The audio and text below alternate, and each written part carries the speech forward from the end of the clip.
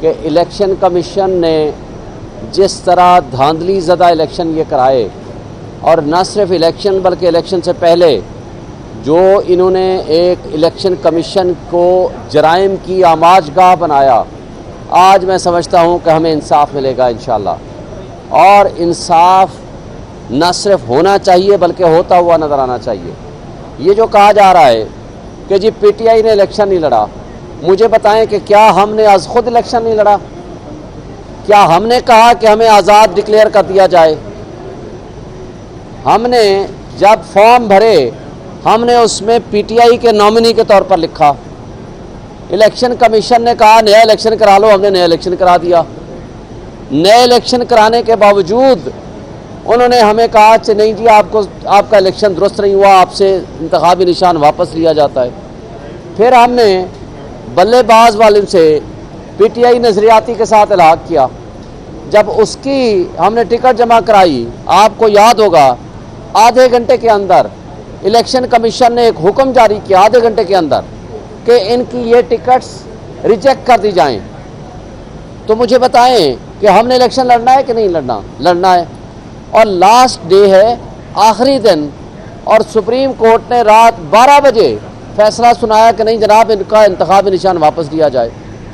इंतखाबी निशान वापस लेने का मतलब है उन्होंने तशरीह किस बात की हमारी पार्टी के आइन की तशरीह की। क्या पाकिस्तान का आइन बालातर है या पार्टी का आइन बालातर है? सुप्रीम कोर्ट के चीफ जस्टिस साहब की सरबराही में बेंच ने पाकिस्तान के आइन को पार्टी के आइन के ताबे कर दिया। फिर भी हमने इलेक्शन लड़ा, फिर भी हम 180 सीटें जीत गए। हमारे पास इंतखाबी निशान नहीं था, हमें इलेक्शन नहीं लड़ने दिया गया, हमारे लोगों को उठाया गया, FIR'ें कटी, बाशमूल मेरे पोलिंग एजेंट्स गिरफ्तार किए गए, और हमारे पोलिंग एजेंट्स को उनके घरों पे छापे मारे गए, हमारे जो सपोर्टर्स थे उनके घरों में छापे मारे गए, और लोगों को हरास किया गया SHO की तरफ से, और नामालूम लोगों की तरफ से टेलीफोन जाते थे हमारे लोगों को। उसके बावजूद इस्लामाबाद की तीनों सीटें, मेरा हल्का ये वाला हल्का है जहां हम खड़े हैं, ये प्राइम मिनिस्टर हाउस के अंदर मेरी एक पोलिंग स्टेशन था जहां प्रेसिडेंसी, प्राइम मिनिस्टर और डिप्लोमेटिक इनक्लेव के लोगों ने वोट डाला, और मैं बड़ी लीड से मैं वहां से भी जीता, और पूरे इस्लामाबाद शहर और देहात से मैं जीता हूँ। 1,05,000 वोट लिए हैं। लेकिन जिसने आधे से भी कम वोट लिए हैं उसको उठा के कठपुतलियों को MNA बना दिया गया। इसी तरह तीनों सीटें इस्लामाबाद, पंजाब, कराची, वो सब आपके सामने आ चुका है। मुझे बताएं, कहा जाता है कि जनाब पीटीआई ने इलेक्शन ही नहीं लड़ा।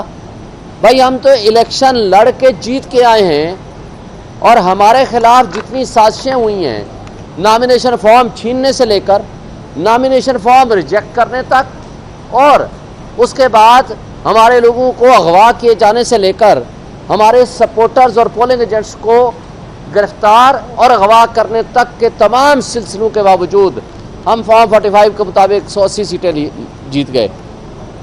मगर रात की तारीकी में जो कुछ हुआ, ये चीफ इलेक्शन कमिश्नर जिसको पूरे मीडिया ने रिपोर्ट किया, आपके सारे मीडिया ने बताया, मैं और बशमूल हमारे सारे लोग जीत गए, लेकिन रात 12 बजे किसी मखसूस जगह पे उनको बुलाया गया, और आज तक ये उनकी कोई वजाहत नहीं आई वो कहाँ गए थे। ये पूरे मीडिया ने बताया, हमें तो नहीं पता था।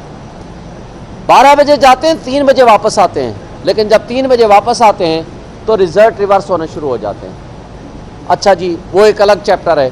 लेकिन मैं ये कहता हूँ कि आइन के आर्टिकल 51 के तहत ये कैसे मुमकिन है कि ये जो मखसूस नशिस्तें हैं, पहले इस कॉन्सेप्ट को पूरी कौम समझ ले। ये मखसूस नशिस्तें होती हैं ख़वातीन और मिनॉरिटीज़ की नुमाइंदगी, ताकि उनको, वो एक ऐसी क्लास है जिसको डायरेक्ट इलेक्शंस के ज़रिए आम तौर पर सीटें वो कम इलेक्शन लड़ते हैं, खा वो मिनॉरिटीज़ हैं यानी अक़लियतें हमारी और हमारी ख़वातीन। अब क्या होता है कि यानी जो पार्टी वो एक हिस्सा लेकर आएगी, जो कि पॉलिटिकल पार्टी, हम PTI है, हम जीत के आए हैं, ये अलग बात, हमारा रजिस्टर्ड हम पार्टी हैं, हमारी रजिस्ट्रेशन तो मनसूख नहीं हुई। हमने PTI नज़रियाती के साथ इलाक़ किया, उसको उठा लिया गया, और साथ ही उससे पहले कि वो आकर प्रेस कॉन्फ्रेंस करता, इलेक्शन कमीशन ने तमाम रिटर्निंग अफसर को लिख के दे दिया कि इनका कोई टिकट एक्सेप्ट ना किया जाए। फिर जब ये सब कुछ हो गया तो हमने इलेक्शन के लिए नए इलेक्शन करा के सारा रिकॉर्ड जमा कराया। आज तक उसके ऊपर भी ऑब्जेक्शन है, चूंकि इनको मसला किसी और चीज़ से नहीं, पीटीआई से है। यही केस एएनपी का था। एएनपी को कहा 6 महीने बाद इलेक्शन कराना, 1 साल पहले भी नहीं कराया उन्होंने और 20,000 जुर्माना कर दिया। लेकिन हमारे साथ जो कुछ किया और जो बाप पार्टी के साथ किया था, एग्जैक्टली यही केस था।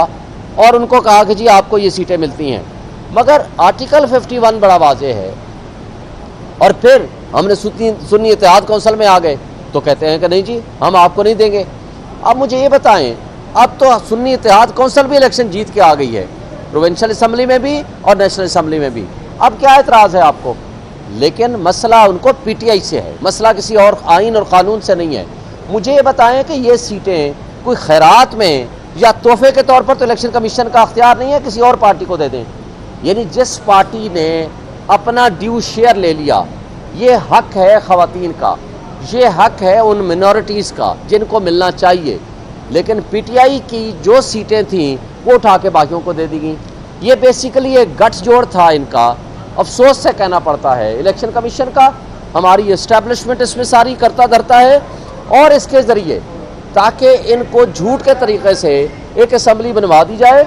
और इस साजिश को पिछले कुछ दिनों से वो डिस्कस भी कर रहे हैं, बल्कि ये जजेस को लालच देने की कोशिश कर रहे हैं कि हम शायद आपकी उम्र बढ़ा दें अगर हमारे हक में फैसला कर दें।